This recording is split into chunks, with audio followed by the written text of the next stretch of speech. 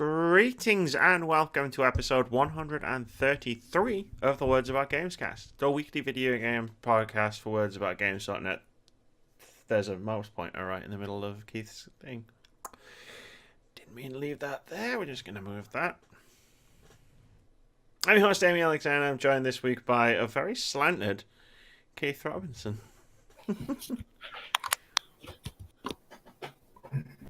That worse.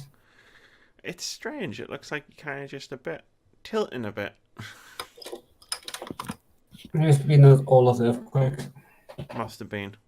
Or I could just be like leaning too far to one side. Anyway, we're just going to keep it rolling. How are you today, Keith? I am fine. How are you?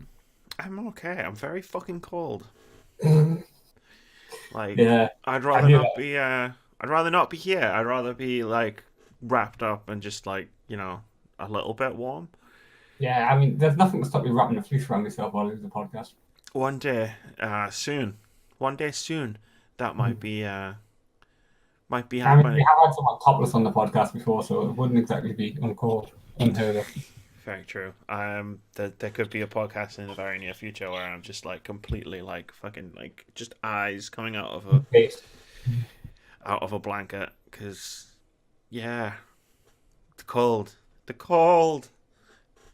is something I'm not really equipped for anymore these days. Guess we should talk about video games instead of, you know, the ambient temperature.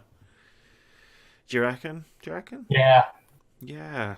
Let's start with something I've called Stories from Rockstar Employees.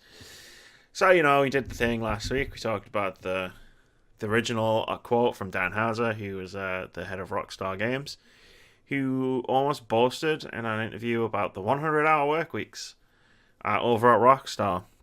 And then when people started calling him out on that, he replied with, "Oh, that was nobody does that at Rockstar. That was just him and 3 other people on the writing team for 3 or 4 weeks. Can't quite remember. And that was it. And that was the confirmation. Isn't the right word, but it's the word that went into my head. Clarification that we got from Rockstar Games." While all this has been going on, though, my boys Jason Schreier and Tom Phillips over at Kotaku and Eurogamer respectively been talking to Rockstar employees about all of this. So this isn't one story that I would normally just like put a story in, read through it, and then we discuss it. There's 2 incredibly long and incredibly detailed news stories gone up over at Kotaku and Eurogamer. I highly recommend you check the full things out. We're going to read excerpts from these stories, and these are essentially stories from Rockstar employees about working at Rockstar. I believe just about every single one of them is anonymous. Keith, you've read them, I'm assuming, because you've highlighted the ones that we're gonna start with. Because I don't think we're going to be able to read all of these, just due to the fact that this is only an hour-long podcast, roughly. Yeah. Any thoughts before we dive in, other than holy shit? I remember a couple of years back when a certain hashtag was floating around, thinking it's just like it doesn't seem like any women. I would never be able to suggest for a woman to go into games development. Having read these, I can never like suggest to anyone to go into games development because everything I hear about being a games developer, it's just it's not what you would expect. You have these images of like working at Nintendo and stuff and all being like happy, like joyous and stuff. But when you actually look at these games development things and the stuff that comes out about this, what they consider normal working weeks and normal working conditions, and it's just Dickensian is the kind of the only word I can bring up. It's sort of like you can't go.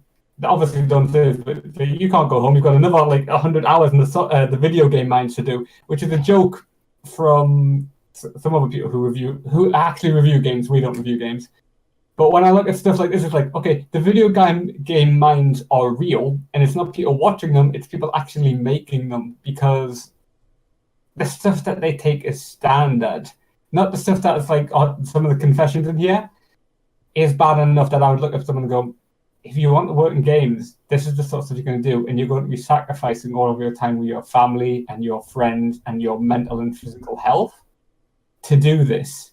Is this something you really want? Because you're guaranteed to have some sort of breakdown and burnout.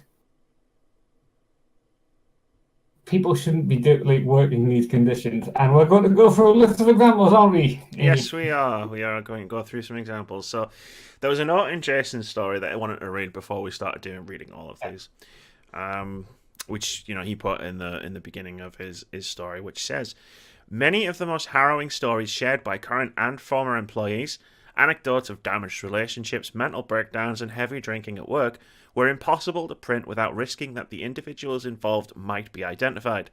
Given Rockstar's complex non-disclosure agreements and possible repercussions for violating them, we erred on the side of being as cautious as possible in the piece, which meant leaving out some of the roughest details we'd heard. So for whatever we're going to hear right now, as we read this stuff, these are not the worst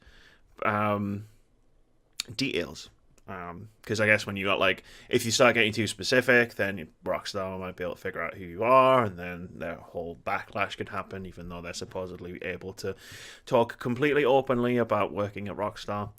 Mm-hmm. We discussed that on last week's podcast as to why that probably didn't happen on Twitter. Let's just dive in. I've got about 20-ish plus examples here, but I'm going to start with these highlights. Yeah, do you want me to read the first highlighted one? Because I'm aware that there's going to be a lot of you reading out. Yeah, sure. Okay. Staff at Lincoln have been in crunch mode on Red Dead Redemption for over 2 years. So, Redemption 2 for over a year. Multiple people I spoke to at the studio told me, long even by Rockstar standards, since October 2017, late finishes during the week and 2 Saturdays each month have become mandatory. Breaks are unpaid and often worked through. In August this year, hours increased further. Every working week has 6 days, with hours just under the 60 mark. That's the first one we start with. Yeah, that's the first story. If you have any thoughts or anything like that as we go, I will pause briefly between stories to let's just discuss that. This is pretty much what we'd heard a bit of last week. In sort of, because it's a case of we got a few people's stories in last week's stories, in last week's articles, and this is one of the things that we seem to have heard of, and this seems to be the thing you were talking about, where this just seems to be the norm, as opposed to the extremes that we're going to get to. We knew about the crunch, and we will get to that word in a bit, being started in October 17th with 60 working weeks out. It's just another 60 mark. Like that tracks with the figures that Rockstar put out last week, which are still, I mean, crunch mode. From what I was aware of, games balance, a crunch mode was 3, maybe 4 months before the game comes out to get everything fixed and ready. Lincoln, which the UK version, has been in crunch mode for over a year. That doesn't seem normal, and it's, in the quote it's mentioned that that's far longer than. I mean, that's not crunch. Like what we're talking about here isn't crunch. Practices. This is because you're right. Crunch is a thing in the video game industry, and it's not pleasant. It's not nice, and it shouldn't happen. But when we've been talking about crunch in the past, it's always been understood that crunch was the word crunch comes from crunch time. It's crunch time. It's the last couple of months of development, and things need to get done for the game to ship. So, the employees crunch, and they work longer hours, they work harder, they work more days. But this isn't crunch. My head, what crunch is basically it's the last month or the last week or so of your dissertation that you've got to get done, and it's everything's. It's you thought you had enough time. The deadline's coming on you fast. There's always more to do. There's always more revisions. There's always more changes you have to make to get it done right. So it comes out, it's perfect. You get that score that you needed. But when it's over a year, that becomes the norm for these people's lives, which shouldn't happen. As anyone who's done a dissertation graduate or undergraduate should know. That's a really stressful event. Yeah. I mean, I've had like moments before where I've woken up and gone, "Oh my god, my dissertation, I need to get it done." 3 years after I finished university, I was still worrying about like waking up if I'd had a bad night or something, I guess, and worrying that my dissertation wasn't done. I wasn't going to get it finished on time. People live like this. This is just not like this. Yeah, like I say, this isn't crunch. This is just people being worked far beyond what they should be being worked just for the sake of a video game. And I get that Red Dead Redemption 2 is one of the biggest video games on the planet. It's going to make billions of dollars for Take-Two Interactive and Rockstar Games, but I mean, most of these people aren't going to see that, right? Like, they're not going to see anywhere near that amount of money. I'm going to read another one which ties into this that you've again highlighted, which says, for some people working on Red Dead Redemption 2, crunch started as early as 2016. For others at Rockstar, crunch period started in the fall of 2017, a year before the game's release date. Even when the company wasn't in official crunch mode, dozens of current and former employees say they've felt compelled to stay late for a variety of reasons. Rockstar pressures employees to put in overtime in several direct and indirect ways, said one current Rockstar developer. Coming in on weekends is perhaps the only way to show you are dedicated and care. So you can be very efficient and hardworking during the week, but if you don't show up on the weekend, you're accused of not doing your share and will be constantly harassed. I mean, that's their lives. Yeah. The year before the release date, and then it got delayed, and there was still in these crunch modes, and it's like new business practice is where I think is like coming from. It's we've been doing these crunches for years. Everyone's accepted as normal. So how about we just get people to work like it's crunch at all times? Imagine what will accomplish there.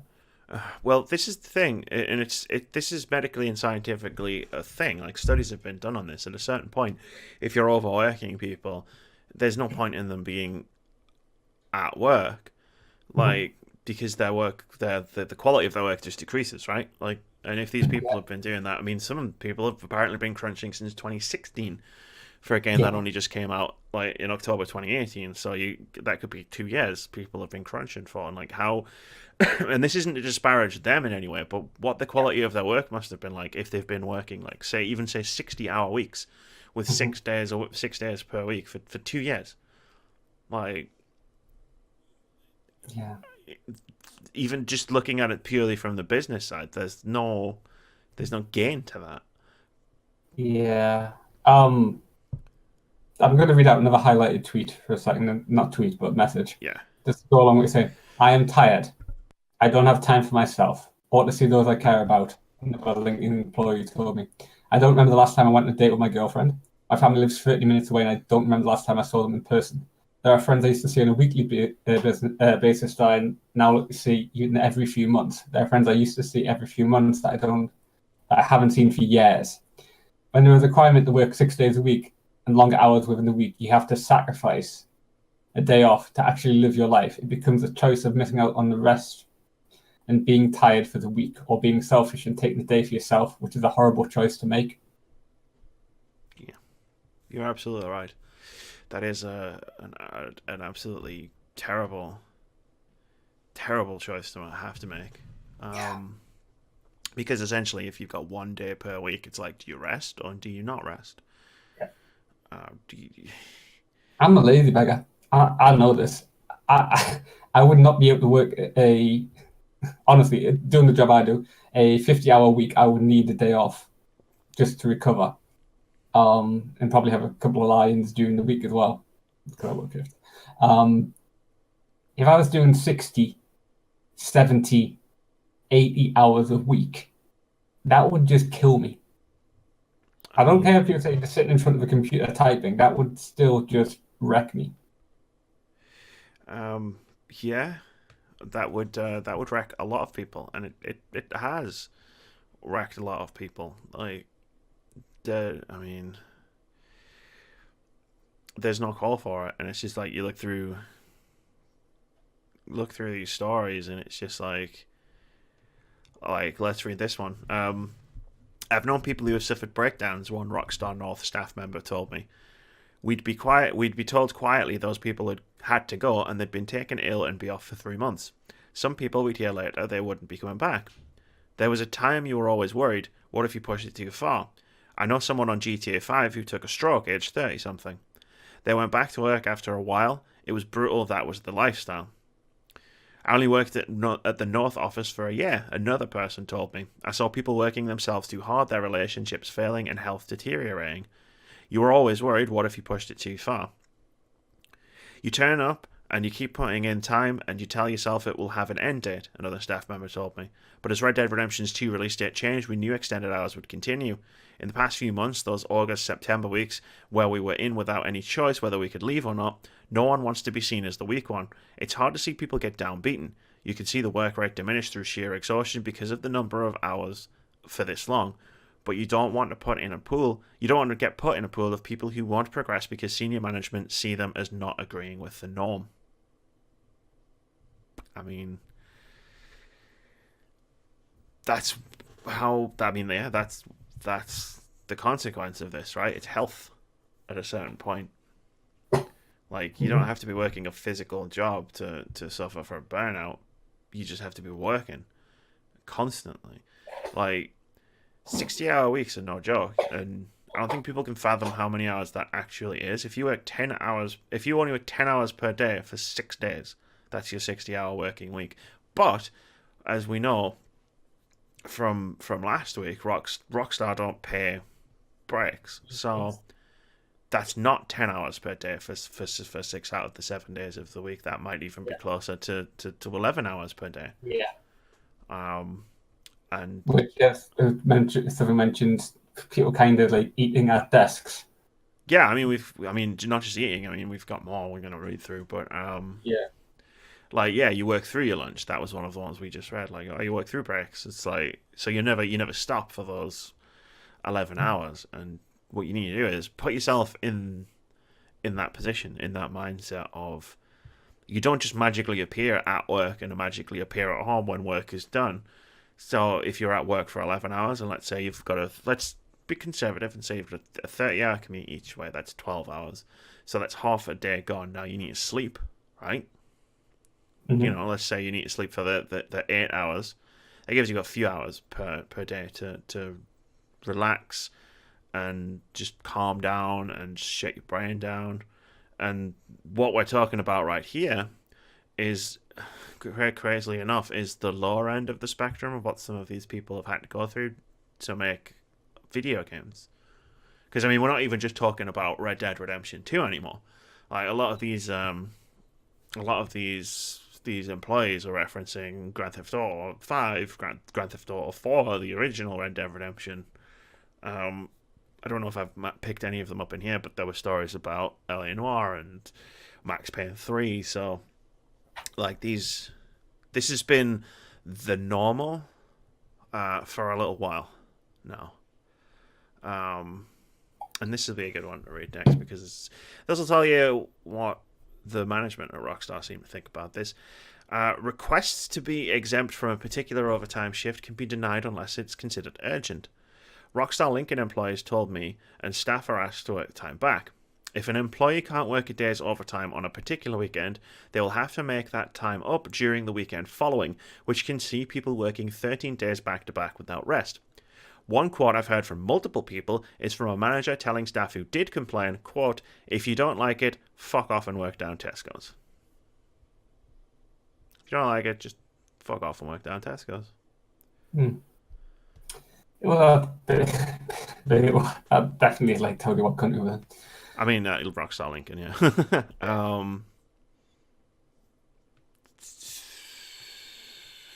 If you don't like it, fuck off and work down Tesco's. I've only worked for 2 companies before. Neither of them, one for various other reasons, would never work like in this way. Even talking to people, I don't think I've ever heard of like a place which has been this hostile. I mean, they've got the last one that I've highlighted, which is just terrible. During GTA 4 time at Rockstar North, there was someone who just had a baby and was coming in early during the week and worked late, so he had weekends free. One person recalled he'd make sure all of his tasks were clear, there were no bugs, but he was told by his boss at the time that it was important he came in and worked weekends. He said he couldn't come in weekends as he would never see his family, but he was keeping on top of everything and keeping all his bugs down. Everything that was after him, he'd do, and he was doing overtime during the week. So the boss went away, came back in and dumped a load of stuff on his desk, and said, "You'll have to work weekends now. It was a matter of you work the hours we want." He didn't last long after that, and to be honest, I think a fair few people would have just walked out and the manager did that, to be honest. Yeah, definitely. What's the point though? Like, what's the point in that mindset? Because if someone who's an employee of your company is doing their work and is managing that to get through their workload, the thought process behind whichever Rockstar studio this was at, the thought process of one of the managers of that Rockstar was, well, I'll just give you more work, so you have to stay. Like, what's the point? Because you want to swing your big dick around and feel like a big guy, like, damn. And again, like, it goes back to what we were saying right at the very beginning, where this just sounds normal for Rockstar Studios. And I mean, is this normal in other game studios? Like, is this just the games industry? Like, are we just seeing behind the curtain and seeing what the games industry is actually like? It does kind of feel like this. And one of the things, I don't have a lot of games developers on my Twitter handle or anything, but I don't see a lot of publishers or developers coming out and saying that this is like horrible. This is something that you'd never encounter at all. But there isn't a lot of like people pointing and going shame from what I'm seeing. There's a few journalists on the internet and going, we need to talk about this. The people who produce these lists, for instance. But I don't see big companies turning around and going, oh, this is definitely that's nothing that like only Rockstar doing. We've never heard of other people like doing this. And part of that might be for like legal reasons, because all of this is alleged. All of this is stuff that's off the record. Anonymous, yeah. But even so, I'm not seeing like a lot of like developers, any developers actually going, we totally don't do stuff like this. Yeah, I see individuals talking about their experiences with crunch. I use that word just because it's the word that everybody's using, but I don't know, like, part of me thinks that a lot of other publishers and development studios wouldn't be diving in to talk about this, because on one hand it is kind of a bad look to pile onto another development studio, but even just saying, oh, here at such and such we don't do, like, we don't have these kind of working hours. But then you think they probably do. Like, I mean, I get why people wouldn't want to move on from Rockstar. Like, you're working on, like, if you're in the video game industry and you want to make a AAA video game, like, you work at Rockstar, you're going to be working on some of the best AAA video games in game. All I'm hearing on most social media is like how like beautiful like Red Dead 2 looks. And then I come to hear to you and we hear about like what the staff had to go through to make this beautiful looking game and everything. I haven't heard any game reviewers go on about the working conditions. I mean, it's kind of this is kind of the complicated part of the discussion, right? Because it's kind of two separate but not separate things. Like, I remember reading about a few weeks ago, might have been less than that, about Red Dead Redemption 2, where they were talking about how the fucking the horse testicles are animated, and if you ride your horse up into the mountains and it's cold, they'll shrink. And I'm just like, okay, I guess that's cool, but who the fuck needs that, like, in a video game? Like, can you imagine you've gotten a job at Rockstar Games and you're the guy who has to do the horse testicles? Yeah. That's a bit of field research I wouldn't imagine I would want to do. Like, it's like the whole thing, like, it's Lara Croft's hair all over again. It's just like, okay, that's cool from a technological standpoint, but I don't need that in my fucking game. Like, See, as you're always like looking over Lara Croft's shoulder, I can kind of get like the head on because that's kind of in the middle of your screen, exactly where you'll be looking. I'm talking about the Tress FX thing from the original Tomb Raider reboot. There was a whole thing where it was like, ah, and each individual strand of hair has been animated, so it looks super realistic. And I was just like, why? Like, of all the things you can focus on in a game, you focus on that. But that just popped into my head. It's like, yeah, the game itself is probably amazing. I haven't started it yet. I'm streaming it in a bit. And yeah, sure, it looks fantastic. And the work that all of these people have put in has paid off. But I don't know if it was worth the cost that we've been reading about. From all of these stories, and there are plenty of people who have gone on the record as to say, "Oh, well, I've worked at Rockstar, and it's been great, it's been fine." There are plenty of people who in there with specific complaints who have said, you know, like, "Oh, when we're not crunching, working at Rockstar is one of the best jobs I've ever had."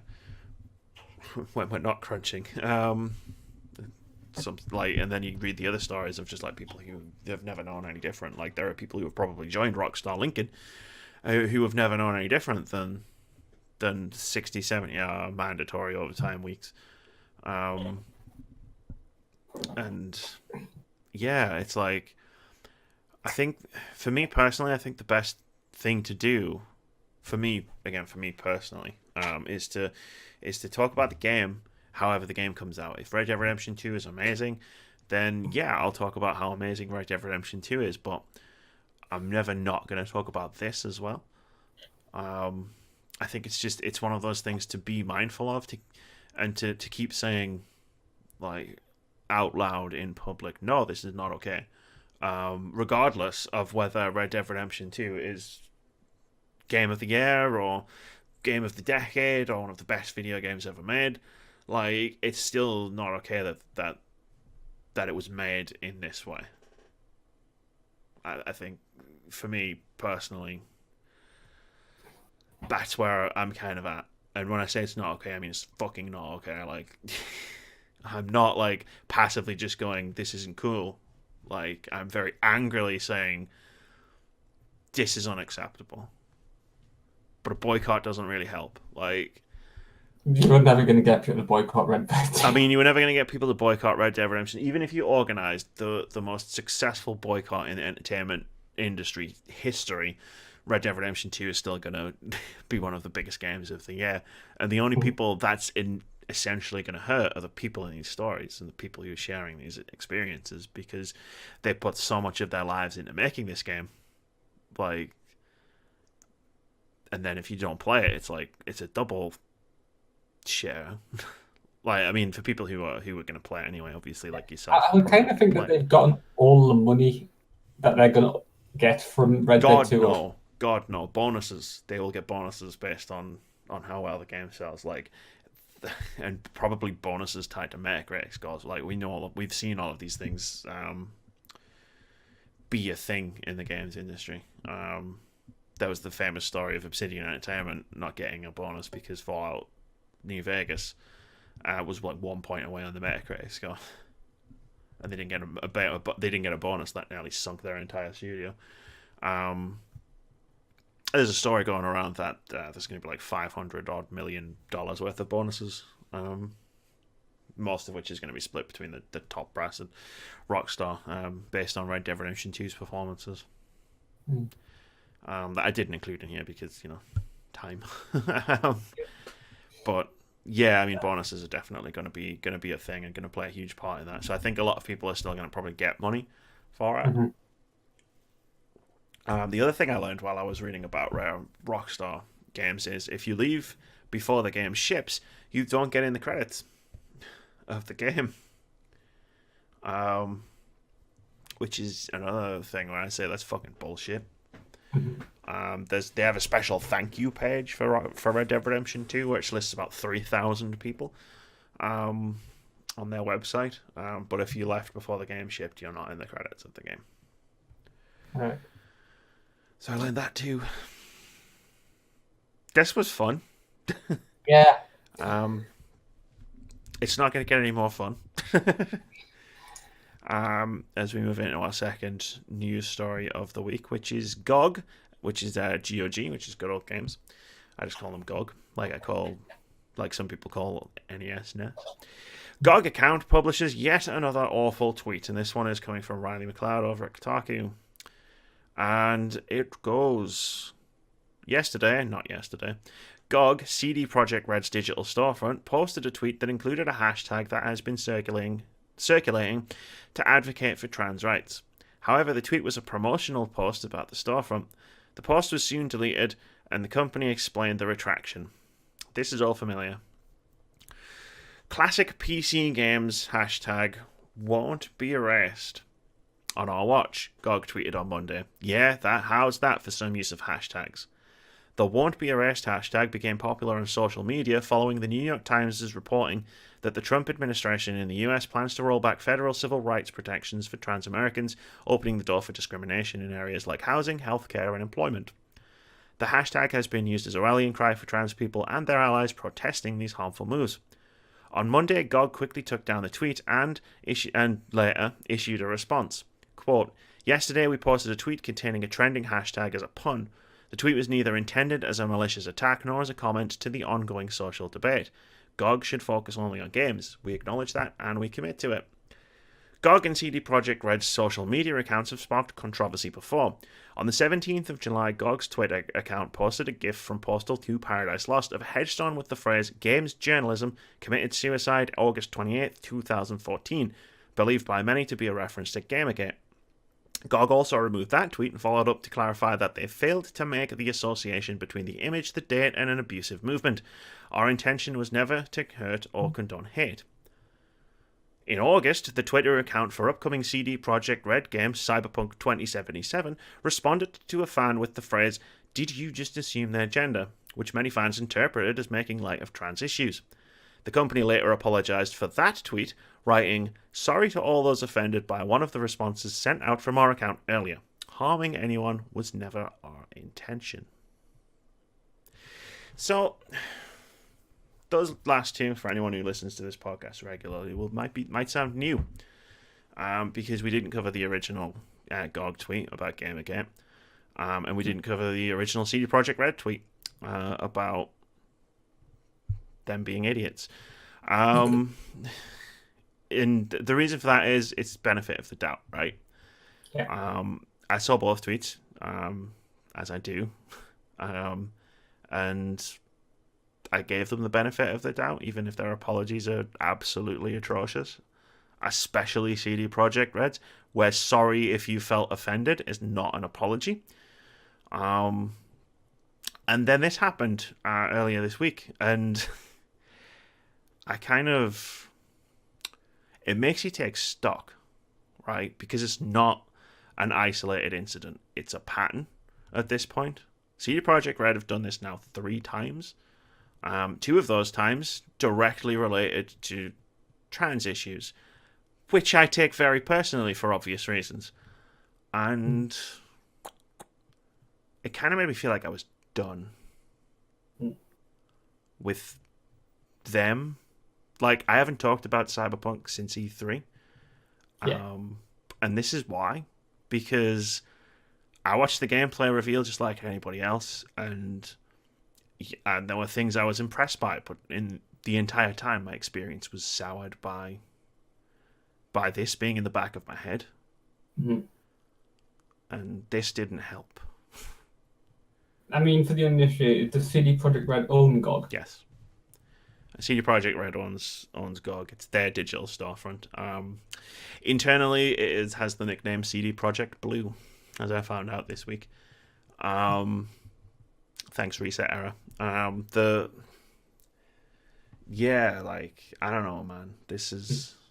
It's this original article assumes a level of knowledge with the way it connects like GOG and CD Projekt Red. To be fair, there is an entire second half to that article. Because Riley is also trans, which is why I picked that specific article to read for this. There's an entire second half of that article which is just personal opinion, correct personal opinion, but I didn't want to read someone else's personal opinion out on the podcast, especially considering I was going to give my own personal opinion, and it's kind of pretty much the same. Which is, this is a pattern now, and to be perfectly honest, like, Thronebreaker and Gwent both came out this past week, and yeah, I had planned on picking them up, playing them, and maybe making some videos about them, because it's The Witcher, right? And I just couldn't bring myself to do it. I didn't want to, and sometimes I get asked about what I think Cyberpunk looks like, and I don't care, to be perfectly frank. That might seem like an overreaction. Tough. I'll be honest. The Cyberpunk is like, oh, it looks pretty and everything, but I'll be more interested in the Witcher came out. Because I'm kind of in that fantasy mindset. But yeah, it's something that should, like, we had to mention because it's news, but it does suck that we've had some like harsh news. It always seems to be the end of the year as well that we have these sort of like roll on negative. Yeah, it just rolls on one after the other, and I guess we'll see. I mean, Cyberpunk's a ways away. Maybe they'll prove. Yeah. Maybe CD Projekt Red will prove they're not. This isn't actually how they think. That they might just be ignorant and not being malicious. Yeah, exactly. Or it's not just like a couple of social media people who are just bad at their jobs. In this particular arena, like who the fuck works in video game PR and doesn't like click a fucking hashtag to see what it's actually about before using it? That's where I land on, especially on this specific one. It's just like, you're either incredibly incompetent or you knew exactly what you were doing when you did it.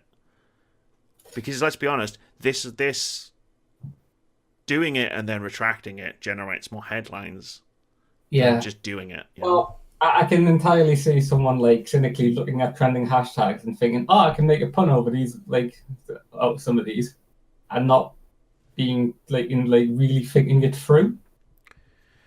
I mean, I can see someone doing that, like a normal person doing that. Yeah. But again, I mean, someone who professionally works in PR is that's an entirely different thing, and you just get sick of hearing, "Sorry, our intention was never to hurt anybody," over and over again. Like,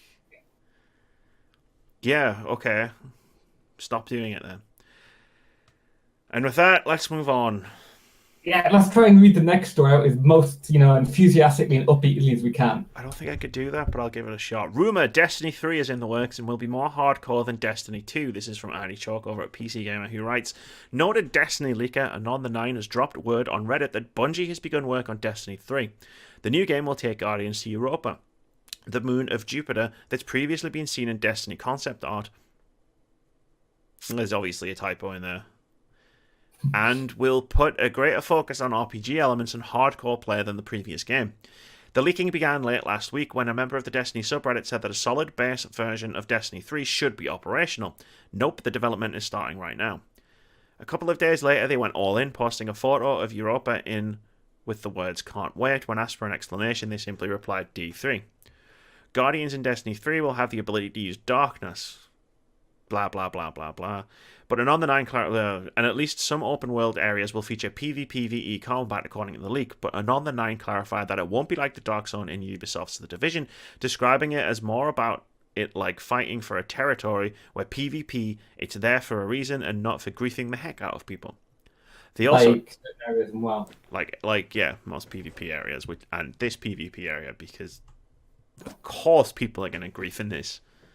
Given the option, people will do it. They also dug down a bit on how Destiny 3 will be aimed at a very different audience than Destiny 2.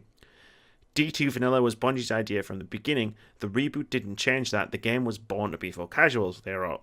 If D3 will really have the idea they want to implement, trust me, a lot of Guardians who play 2 hours per week will abandon the game. They are going balls out with the RPG stuff. Fuck's sake. Sorry, let's just skip down there. Just know that D3 will be even more hardcore than Forsaken, and finally they're going to push the RPG side of the game. All of this is a single source and completely unverified, but Another 9 has real credibility as a leaker. They previously leaked new locations and 9 new subclasses are added to Destiny 2 in the Forsaken expansion, and also said that the Thunderlord exotic machine gun from Destiny would return to Destiny 2 in the Festival of the Lost event, which data miners have since determined to be correct. So, Keith, we were in on Destiny. We were in on Destiny 2 for a little while. We were. It was a good game. It looked brilliant. We had a lot of fun, but then the content ran out. Yeah, then we kind of hit that grind, and even the grind was fun for a little while. But eventually we were just like, yeah, it was like you, me, and Mark desperately trying to do what was it called, Nightfall. Nightfall strikes. With the modifiers. Some of the modifiers were brilliant, and some of the modifiers were absolutely terrible. Yeah, like god awful.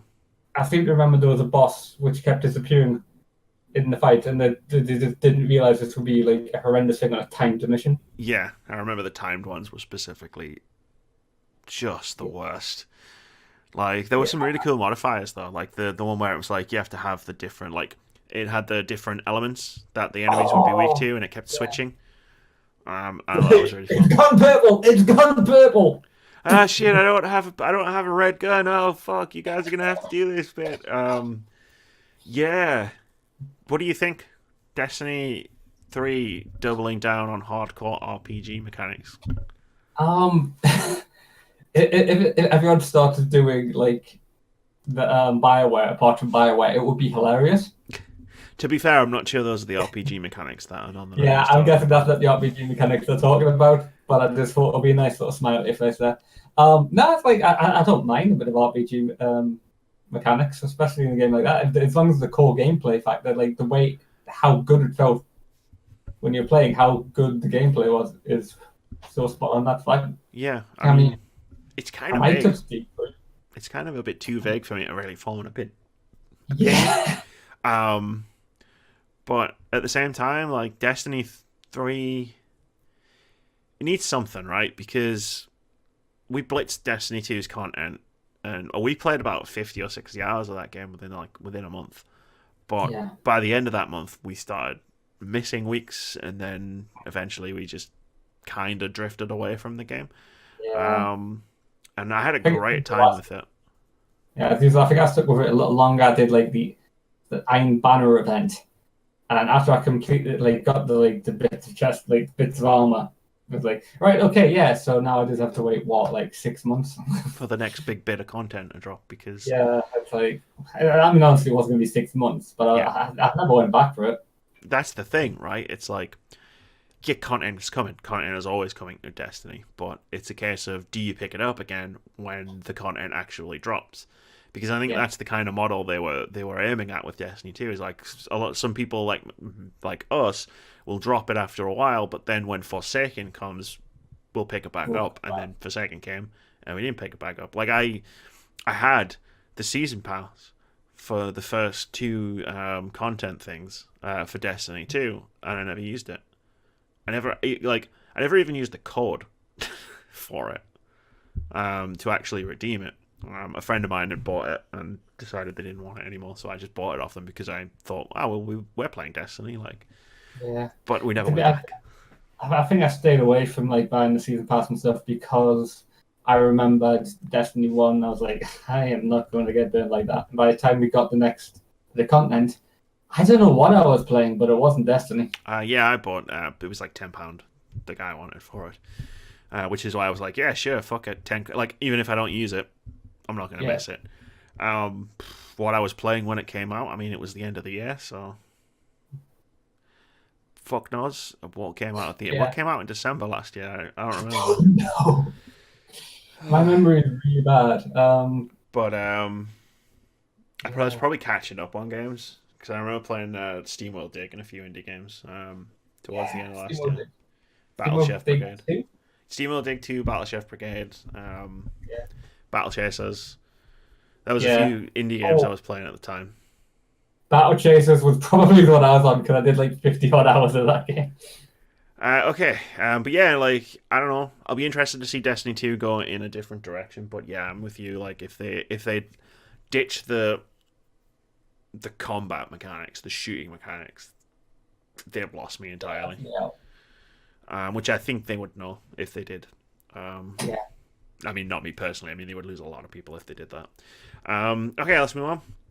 I've got a pair of Microsoft stories here. Microsoft says Xbox Game Pass is coming to PC. This is from Matt Wales over at Eurogamer, who writes, Microsoft's Xbox Game Pass subscription service is heading to PC, according to CEO Satya Nadella, speaking during the company's latest quarterly earnings call. During a conversation around communities on Microsoft's platform, Nadella, as transcribed by Seeking Alpha, quote, Nadella said, quote, Xbox has the key gaming community and monetization capabilities. Whether it's first-party games or third-party games, we are best in class in that monetization, and that's what's reflected in the results. So given that structural position, we are going to make sure that we keep increasing the strength of the community. You see that already with Minecraft going to all platforms and that increasing the intensity of the community, and you'll see us do more of that. Obviously, bringing Game Pass to even the PC is going to be a big element of that, end quote. Love corporate speak so much. Yeah. But Game Pass coming to PC. Thoughts? Interesting.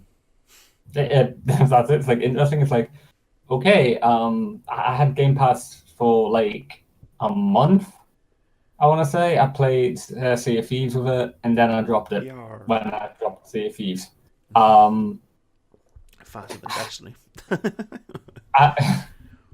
Yeah, let's be fair. Okay, this is going to be harsh indictment Sea of Thieves, but Destiny had more content than Sea of Thieves did. A lot more. Yeah. It's a good move. It's Microsoft has spent the last few years kind of bringing the Xbox and PC ecosystems closer and closer together, and this is just another. And now kiss. Yeah, I was going to go now kiss, but I'm not going to go on the goes that weird, and I knew you would do it as soon as I said it, and then. But it makes sense, right? Like they make money no matter what because you need Windows to run games. You just do, and guess who owns Windows? Microsoft. Yay! They don't give a shit where you play your games, just as long as you play them. Especially if you're giving them 9, 10, what is it, £10 a month for Game Pass. I don't know. I've paid it since it came out, and I'm foggy on the details. I just let it do its thing and occasionally download some games. Yeah, one day we should just go through all of like transactions that come out at the beginning of the month that we don't remember about and just weep. Also from Microsoft, which we learned, their gaming revenue was up 44% despite a quiet Q1 2019. I'm not going to read this because it folds into the next news story, but their revenue was up 44% That's pretty good. Q1. That's really good. It was largely driven by third-party titles in a quarter that didn't see any first-party releases. Psst, GamesIndustry.biz. Most of their quarters don't see first-party releases. Yeah, but it does give me hope that they're getting the revenue like to pump into these studios that they're buying. Yep. To put out like a load of first-party games, so we may see an upswing. Say at the end of this console, it's like, oh, there's just going to be bang, bang, bang, bang. And going into the next one because when I think it was when Game Pass was announced, I think that was the moment where we kind of sat down and went, yeah, they're definitely laying the groundwork for the next generation. Like, they've written this generation off in terms of we're not going to catch Sony. No, I'm not going to get Sony, so let's just win the next console. So let's just start trying to win the next one.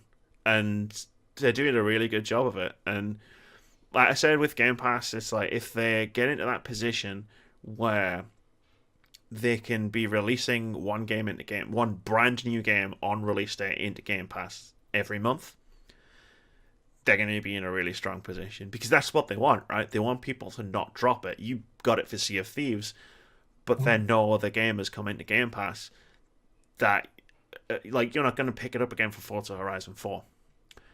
And between Forza and Sea of Thieves, we had State of Decay 2 and Warhammer Vermintide 2, and that was probably about it in terms of brand new day and date releases. Whereas if every month there's a new game coming out, you're more likely to keep that subscription just to try the next game. Mhm. And then the next game, and then the next game, and so on and so forth. And then you might find some games that you didn't know you liked. But NPD September 2018. So we got the NPD report published over the past week. It's okay. It's okay. So I did again. This isn't one singular news story. I made some notes. I got the numbers and I put the chart together. So I'm going to go through my notes first. The first one is interesting. Marvel Spider-Man launch month sales are 37% higher than the combined launch month sales of every other Spider-Man game since the NPD first started tracking retail sales in 1995. Don't know how many Spider-Man games came out before that. A lot. Shattered Dimensions, well, Shadows, Amazing Spider-Man. And then there was the Spider-Man 2 that came out that everybody loved with the proper swinging things. And there have been a lot of Spider-Man. I asked that question and I legitimately didn't think you would know, but I forgot how much of a Spider-Man nerd you are. I'm a Spider-Man nerd and I'm a games nerd. Of course I knew how. Of course, I don't know them all. I was just thinking 1995 there'll be like free, and then there'll be a load from 80s, which were just 2-bit things jumping up and down. Yeah. The 80s equivalent of Flappy Bird clones. Yeah. No, there have been a lot. There have been a lot to make that. There have been enough to make that statement incredibly impressive. Anyway, other notes I made: Assassin's Creed Odyssey, despite being released at the extreme tail end of the September accounting period, nearly a week into October, did remarkably well to end up as the third best-selling game of the month. I think it counted for 1 or 2 days, for the purposes of the chart. Number 3, despite a quiet launch, Shadow of the Tomb Raider lands directly in the middle of the top 10. It did okay. Super Mario Party. Okay. But okay was never going to be good enough. I mean, yeah, you're right. Super Mario Party is the only Switch exclusive in the top 10. And the next Switch exclusive was Mario Kart 8 and 14. And in terms of hardware, PlayStation 4 is the best-selling console in both units sold and revenue, ending the Switch's several-month streak. Xbox One sales are up 30% from the previous year, likely owing to Forza Horizon 4's strong sales. There's some numbers which are just astronomically high. I'm going to skip September and just go to 2018 so far. So the total year-to-date dollar sales of the games industry so far in 2018 is $8.912 billion. Which is up 16% from 2017. Driven by accessories. Accessories are up 35%. Accessory sales are up 35% year on year. Has there been a lot of accessories that have come out in 2018? Was there a new Elite controller? Though I'm looking at the Switch and just think Nintendo loves accessories. Yeah, but they would have brought out a lot of accessories. Unless, Labo accounts, but I don't know how much Labo would have driven. Oh, yeah. Labo would probably do quite a bit. Would have driven a $700 million uptick in sales. I just found that one. Kind of expensive. I mean, everything's up. I just found that one bit kind of weird. Yeah. Accessories is so far up. It's strange. Anyway, as the chart goes, Spider-Man was at number 1. NBA 2K19 was second. Assassin's Creed Odyssey was third. FIFA 19 was fourth. Shadow of the Tomb Raider hits fifth.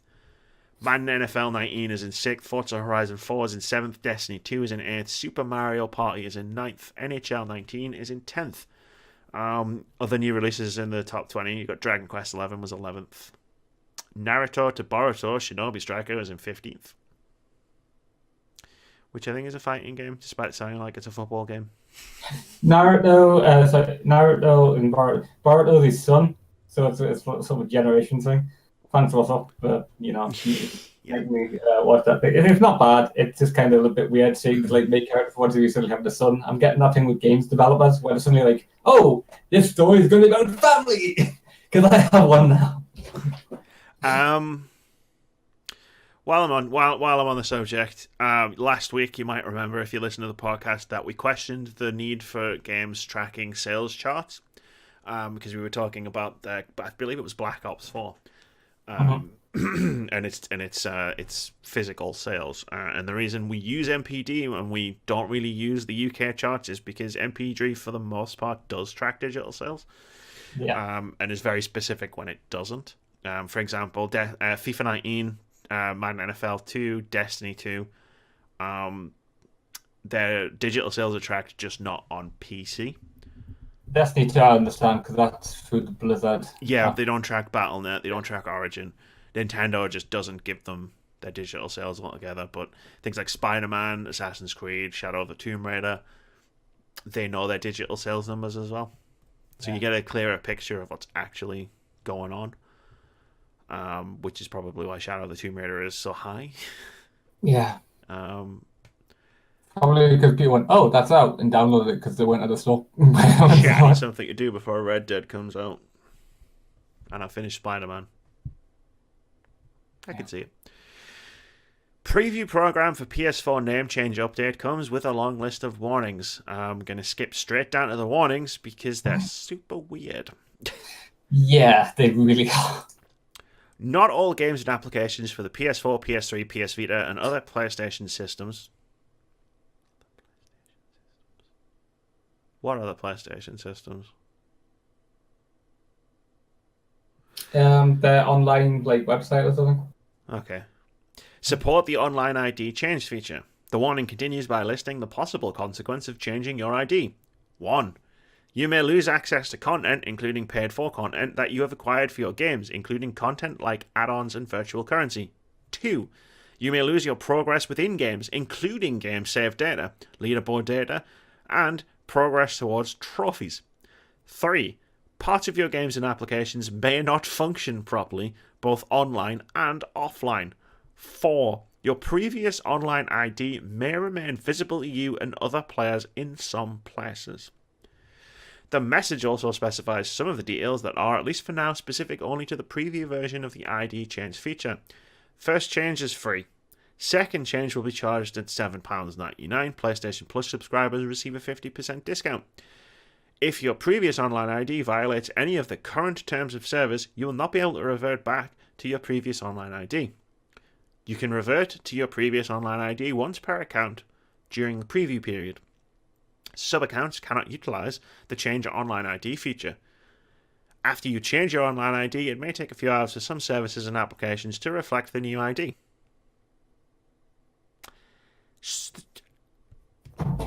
There's some weird ones in there, and there's some totally understandable ones.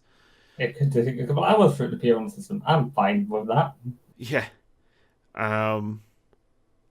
Like leaderboard data makes perfect sense. If you've got an entirely new username, makes perfect sense that that username in said specific game might not necessarily change. You may lose access to your content that you've acquired. That's a little weird. It is because you're not making a new account, right? Like you're just changing the name, the ID of that account.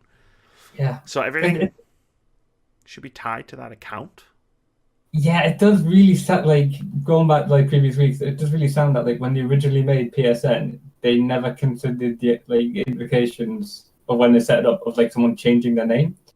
Yeah. And it's like not like some alphanumeric code which is set with person accounts. It's literally the account name is the identifier to the PSN system. Yeah, because I would have assumed that it was tied to my account, not my account ID. So while my account ID is my account, I always assumed was my email address. And like, I'm not changing the email address. I'm changing the account ID name. Like, regardless of whether I decided to say, fuck it, I've had enough of my PSN ID, I'm going to change it to Death Reaper 420XXX. Like, that shouldn't matter if I've bought some content for a game like DLC. I should still be able to use that DLC, right? Because it's tied to my email address. But apparently that's not how it works. It does kind of sound like, at least for like third party people, the only way they have to identify you is your account name. Yeah. But the PSN store must do that as well if it's talking about actual like content that you've purchased. Yeah, that you've already purchased. It just kind of sounds like those years and years and years ago there was a snafu, and they've never gotten around to fixing it because it's easier just to copy and paste over onto the new systems. Whereas if you're making, say, PS5, you could like put in like a whole upgrade to the system where it's basically okay, everyone gets an alphanumeric number, Maybe that's which what is they were like, trying to do. yeah, Maybe they were but just trying to hold out long enough until the PS5 comes out, and then they realized PS5 is still going to be a few years, and people yeah, are really asking for this, especially yeah, people with the name Death Reaper 420XXX, I'd assume. yeah, I mean, parts of your games and applications may not function properly, both online and offline. yeah. Is crazy. I think if we ever need to point out the fact that one major distinction between PlayStation and Xbox, and I know I'm on the Xbox colours here at the moment, but this is not an Xbox hoodie. It's not. It's a D&D hoodie. Yeah. It is the thing. Is like Microsoft has always known the computing side, the programming side, and Sony has very much been sort of like, oh yeah, we'll get these like games out, and games out because this is it. But when it comes to their overall software, it's been weaker. This is something that we can point to and go, okay, this is what we're talking about. Yeah. Yeah. Because this really shouldn't be a list of things that they're warning people about. Yeah, they shouldn't really be like, by the way, your games might not work and the save files might disappear and the content that you paid for might disappear. Yeah. Okay, maybe I'll just stick with Death Reaper 420XXX. Thanks anyway, Sony. Until you've fixed, until we know this works till I can be assured that like I'm not going to lose a couple of £100 worth of downloaded games. Yeah. That I've paid for, don't have anymore, but can download. Because if my name changes, I no longer have access to 8 to maybe 12 years worth of games. Yep. Because that would be a kicker. I can't remember when we started downloading games, but imagine like losing access to every game that you've downloaded on your PlayStation. You can never go back and play them. I mean, some people don't go back and play your games. Even so, like I wouldn't want to lose access to things like Overcooked and Crawl and Towerfall Ascension and things that we actually do play occasionally from time to time. Crawl. We need to do a stream of that soon because that's a fun game. Keep some good news. Alan Wake is back on Steam. Returns to other platforms soon. This is from Sarah James over at Kotaku, who writes, Remedy's Alan Wake is returning to Steam with other digital platforms, including Xbox, following shortly. You may recall that last year Alan Wake was removed from Steam amid issues with expiring music licenses. It seems those issues have now been resolved just in time for Halloween, as Remedy announced via Twitter. Quote, good news, Alan Wake is back on Steam. Bad news, the price will be discounted during Halloween, so go get your copy if you don't own the game yet. Other digital platforms to follow. Yay, yeah. Alan Wake. I mean, I already own it on both Xbox and PC, but still. I own it on PC, but never got around to playing it. Yay. Alan Wake's amazing. It's installed on my computer for years, but I never get around to playing it. Yeah, but you've seen it. Yeah, I sat next to you and watched you play that game. Yeah, on launch day, and watched me play the whole thing. Yes, that's right. I did not play Red Dead Redemption on launch day. I played Alan Wake instead. I would not have sat down and watched you play Red Dead Redemption. I'll be honest, yeah, because I 100%ed that game. I would not have blamed you for not wanting to watch me do that. Not a big cowboy fan. Sorry? I'm not a big cowboy fan, but a noble horror from beyond the breadth of time and space. Yeah, count me in. Hello. It's like today, because I'm playing Red Dead for stream later. I've been playing Call of Cthulhu early because I want to try and get a video done by the embargo. Yeah. So I've literally been playing Call of Cthulhu this morning, and I've literally had one message, which is like, why aren't you playing Red Dead? Because I was playing Call of Cthulhu. I was like, because I'm playing Call of Cthulhu. Like, capturing footage and forming impressions. That's what I do. And you know what? I'm not allowed to talk about. I was literally about to give an impression of Call of Cthulhu, and I thought, I'm not allowed yet. Well, even when this goes live. Even for when this goes live. So stay tuned, folks. So instead, let's talk about Battlefield 5 which is getting a Battle Royale mode in March 2019. Battlefield 5 gets its Battle Royale mode in March 2019, DICE has announced. In a post on EA's website, DICE said Firestorm, Battlefield 5's Battle Royale mode, kicks off as part of new content coming to the game during spring 2019, 4 months after the World War II shooter launches proper. Firestorm, which is developed in part by UK studio Criterion, includes a shrinking battlefield, vehicles, and destruction. Yeah, I would imagine it would include all of those. Now, Keith, we've made a habit in the past of pointing out when things are stupidly named. Total War Warhammer, for example. Battlefield 5's Battle Royale mode will be called Firestorm and not Battlefield Royale. Discuss. I was just thinking, imagine what happens if everyone's over Battle Royales by March. No, it's going to be over Battle Royales by March. It's interesting that they're launching Battlefield 5 without a Battle Royale, given what Blackout has done for Call of Duty Black Ops 4. Yeah. And its popularity. Battlefield 5 is coming out next month, and it's not going to have its Battle Royale. Yeah. So the question becomes, is Battlefield 5 having a single-player campaign where Call of Duty Black Ops 4 didn't enough to pull people away from COD to play Battlefield? I don't think there's going to be an appreciative dip in Black Ops' numbers when it comes out, because they're kind of tribal. They are kind of tribal. You are absolutely right. Is this a good idea, or should Battlefield 5 also come out in spring 2019? Ooh, I don't know if they can cancel it again. The rules have released it again without being a major problem, because I do know that they just wonder what this is. They delayed the game after sending out all of the POS to game shops and stuff, which had the original release date on. Yeah. So I don't think they could get away with. Well, I think it would be expensive and it'll be a bit messy to do it again. And I really don't know how much of it would help their sales to delay it again when it's November. It's this is the time people buy Christmas presents. You got the whole thing for getting stuff for peak. See, that's going to help their sales more, I would imagine. I'm not so sure about this anymore, right? More people buy games at this time of year, right? I 100% get that. But I'm not so sure that if Battlefield 5 did come out in March, that it would sell appreciably less then than now. It might sell more. I feel like we're heading for a Titanfall 2 situation here. For completely different reasons than what happened in Titanfall 2. Titanfall 2 is a very specific situation where a publisher decided to... I know, it's a different situation. It's just... Yeah. It's going to be quickly...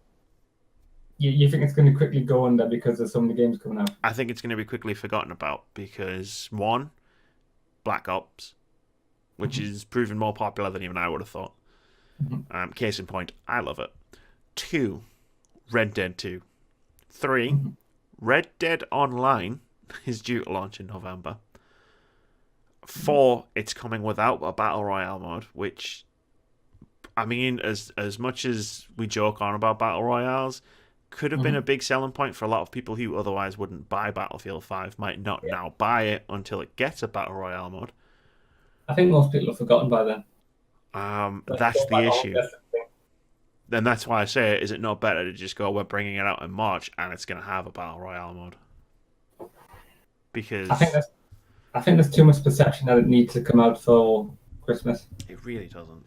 And that it games don't need to come out for Christmas anymore, I don't think. Going from Martin speak, there will be a paradigm shift for them to release it in March instead of at the end of the year. I don't see them ever doing it, and I don't know how much they're going to gain. Because Battlefield 5 seems to be kind of flagging a bit as it is. It's because it's optics. It's because it's come out so far. It's coming out so far removed from Black Ops that all anyone is talking about is Black Ops. Yeah, I was also thinking of the fact that they didn't do the marketing push that they should have done after E3 because people kind of forgot about it, like Tomb Raider. There was some questionable PR and stuff about like some of the decisions, like for stuff in the game, which I'm not going to go into because that's a long involved topic we don't have time for. It's just sort of like I see it flagging a bit, and the fact that it's got its battle royale until the March does kind of make me think that this isn't going to be the best selling.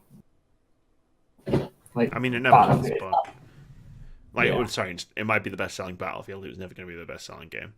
Yeah. It's gonna be interesting to see the NPD for November and see what happens. Let's move on to the final news story. A Catholic church group has launched a Pokemon Go clone.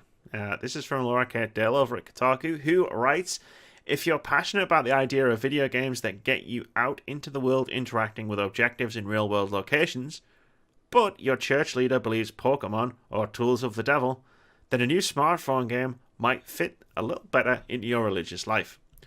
Follow JC Go is much like Pokemon Go, in that it uses GPS data to track your movement in the real world and AR technology to layer the game over video footage of the real world. But instead of Pokemon, it has you tracking down biblical figures in pursuit of learning to follow the path of Jesus Christ. Quote, everything today, language and relations among young people go through smartphones. We wanted to be there and propose to them an educational video game that is religious and interactive and with which they can form evangelization teams. End quote. That was Ricardo Grazona, Executive Director of the Foundation Roman Pain. You know that meme, Steve Buscemi meme? How do you do, fellow kids? Yes. How do you do, fellow kids? Yeah, I can kind of see that. Yeah. Yeah. Gonna get the game? No. No. Can you see me doing any sort of Go game? No. No, I can't. Not unless there was a lure station at your house. And it was a Match 3 based game when you got there. Match 3 based, yeah. You had to solve a Match 3 puzzle to catch her. Yeah. It's like, God damn it, just get in the cage. Yeah. What would go, right? Something go, right? Because that's how it goes, right? It's always something go. What would yours be? Because we've got Pokemon Go, we've got Follow JC Go. I don't know. It's like I was thinking of stuff, but the only thing that popped in my head was like Bender going, "Fuck it, I'm gonna make my own version of Pokemon Go. Well, fuck it, it's tequila, it's blackjack." I actually forget who because that's what popped in my head. And I'm just like, no. Screw the whole damn thing. Yeah, I was like, yeah, whatever. Keith, games coming out this week. Yes. So starting on the 30th of October. We have both Call of Cthulhu, which Gary made me read, and Mutant Football League Destiny Edition. Sorry, Dynasty Edition. For the PS4, Xbox One, and Switch. And I forgot to say, Call of Cthulhu comes out on PC, PS4, and Xbox One. Hell yeah, it does. On October 31st, we got Phantom Halls coming out on PC. On November 1st, The Quiet Man on PC and PS4. On November the 2nd, we have both Football Manager 2019 coming on PC and Diablo 3 Eternal Collection coming on the Switch. Yay. Right in time for BlizzCon. Almost like they've released it that way so everybody going to BlizzCon can download Diablo 3 on their Switch and play Diablo 3 on the way to BlizzCon and in all the queues. It's not a bad idea, to be honest. I mean, it works. Right? It's available now. It's available to get you hyped as you go to the con. Yeah. I'm getting more hyped as I get closer to BlizzCon. Oh, look! There's someone cosplaying this character in this game. To be fair, I do it all the time when I'm in EGX. I've always got my... historically, my Switch or my Vita out in queues because apparently, like, playing all of the new unreleased games is not enough. I have to be playing games constantly.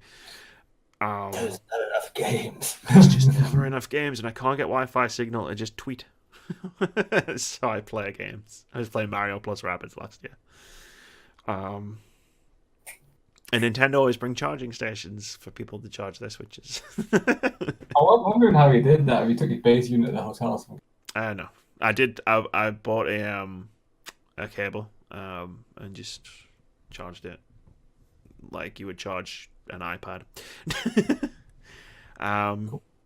But that is going to do it for episode 100 and what did I say this was? 33? Yeah, we'll go with that. That's going to do it for episode 100 and of the Words About Gamescast. Thank you for joining me, Keith. Was a roller coaster as always. Yeah, you go, but a weird one. You go down first and then up. It's kind of a shitty roller coaster. I'm gonna go and play Red Dead. Well, I'm gonna get ready to play Red Dead. Have fun. I may never see you again. So if this is indeed the end, I love you. Thanks for everything. And yeah, you may need to come get me. Bye. Bye.